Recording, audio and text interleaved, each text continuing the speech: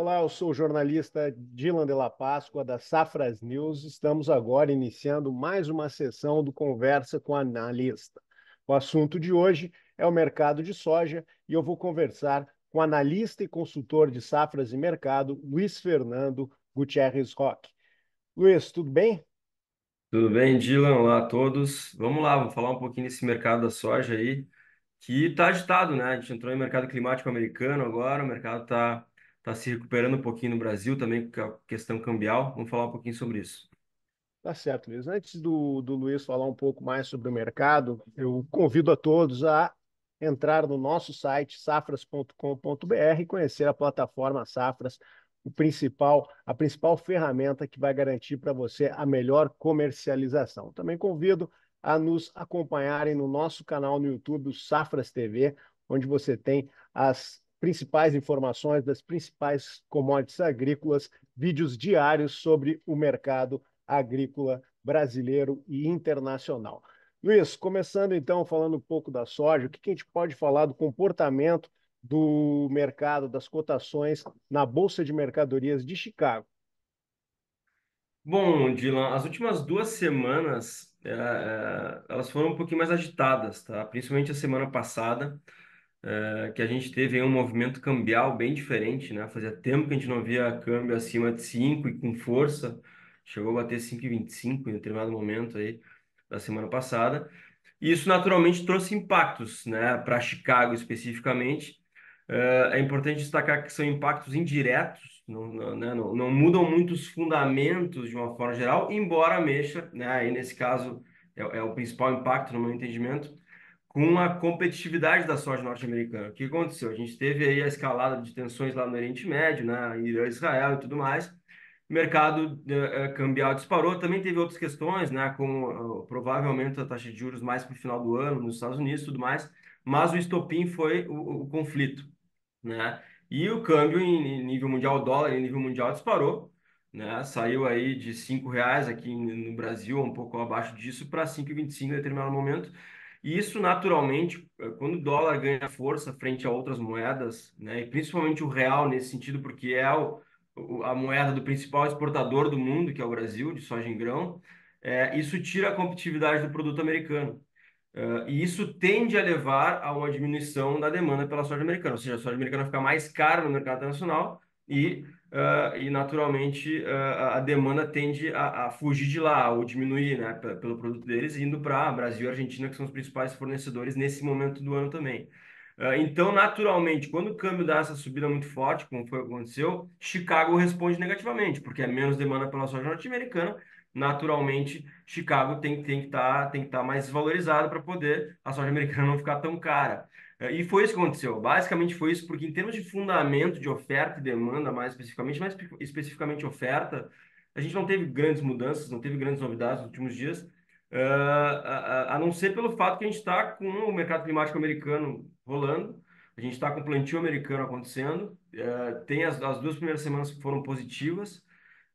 E isso é um fator baixista, né? Outro fator baixista, né? Principal fator baixista aí, caso o clima continue positivo.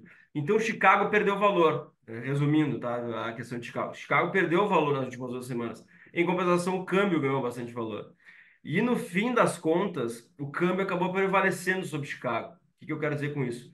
Quero dizer que nos dias que a gente teve um movimento mais acentuado, positivo no câmbio, e um movimento mais acentuado negativo em Chicago, o câmbio prevaleceu e o ajuste foi positivo no mercado brasileiro, ou seja, a gente teve preços melhores, mesmo com a queda em Chicago. Então a gente viu muito esse ambiente nas últimas 2 semanas, e a gente está de alguma forma com esse ambiente ainda, que a gente está vendo preços um pouco melhores que há 2, 3 semanas atrás, exatamente, principalmente pela valorização cambial, que trouxe esses ajustes positivos para o mercado brasileiro. E o produtor brasileiro, Luiz, ele tem aproveitado esse momento aí de preços melhores internos para acelerar a comercialização. A gente ainda segue com a comercialização em ritmo mais lento do que o normal. Confere? Confere, mas as últimas 2, 3 semanas, né, exatamente nesse movimento aí, a gente viu os produtores aparecendo mais no mercado. Eu não estou dizendo que preço explodiu, Uhum. subiu R$ 10, não é isso, mas o preço melhorou, vamos lá, R$ 5, se a gente somar aí os principais dias de valorização em várias praças do país.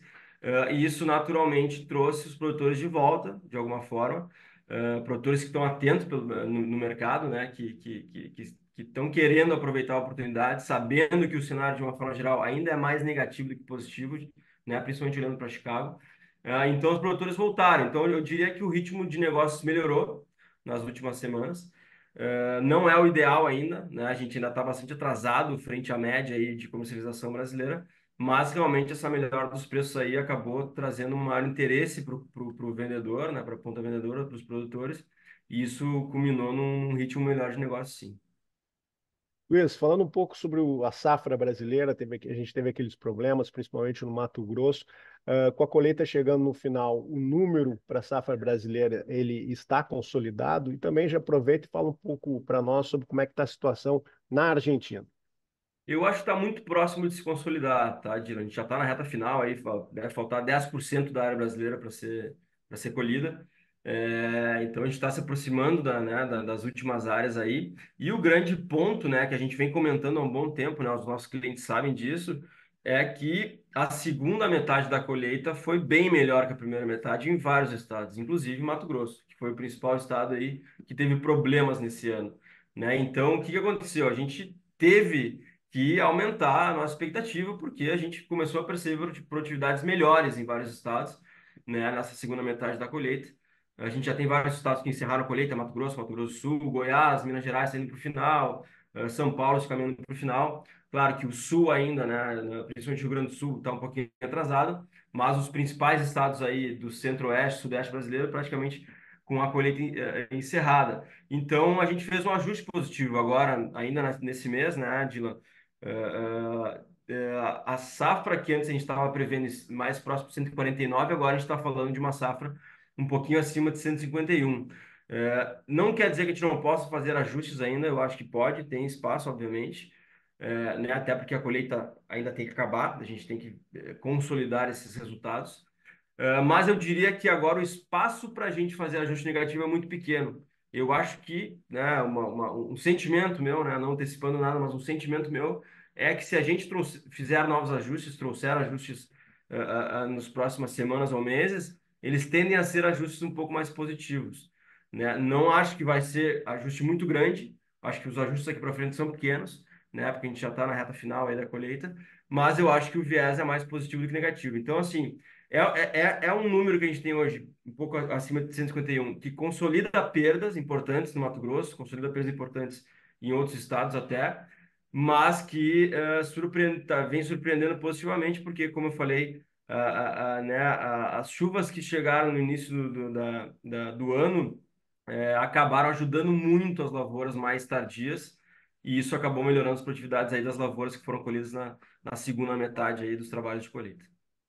Luiz, então, em relação à questão a clima, as atenções agora se voltam para o desenvolvimento da safra norte-americana e aproveitando se há algum outro fator que o mercado deve ficar atento nos próximos dias aí que pode atingir as cotações em Chicago e no Brasil. Complementando a resposta, já entrando nessa segunda parte, com relação à Argentina, aí respondendo de trás para frente, tá? Uhum. Sim, eu acho que a Argentina é um fator que ainda pode chamar um pouquinho a atenção do mercado, tá? Além do foco, né, que é hoje a safra norte-americana.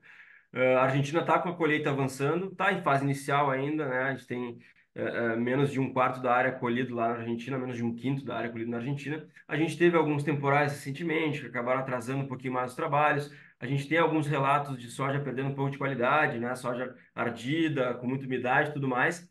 Mas é muito cedo para falar que a gente vai ter alguma perda importante na Argentina, né? Na verdade, tudo se encaminha para uma safra cheia na Argentina ou com perdas muito pequenas, perdas irrelevantes.